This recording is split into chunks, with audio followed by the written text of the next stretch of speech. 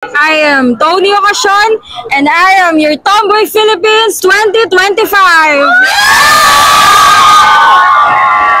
Congratulations for winning. Much po. Thank you so much po.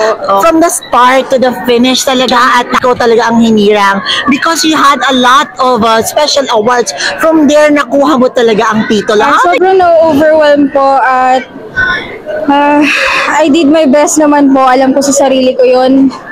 Ginabayan talaga ako ni Lord. Kasama ko po siya dito all throughout sa competition na to. So, medyo tight ang competition kasi parang lahat are flawlessly doing their very best at medyo palaban. Pero na-feel mo ba na ikaw rin ang hihirangin? Since this is a competition, lahat naman po kami sumali dito para manalo. May kanya-kanya po kaming kakayahan at alam ko ginawa po namin lahat yung best namin ngayong gabi. Now na ikaw na ang representasyon ng Tomboy Philippines, ikaw ang simbolo at representasyon. Sobrang grateful po ako ngayon.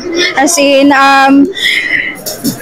ngayon nga po nanginginig pa mula pa hanggang ulo kasi hindi ko rin talaga ini-expect ano to. Pero gusto ko lang din sabihin sa mga LGBTQIA+ na huwag silang matakot ipakita kung sino talaga sila. Huwag kayong mag-alala.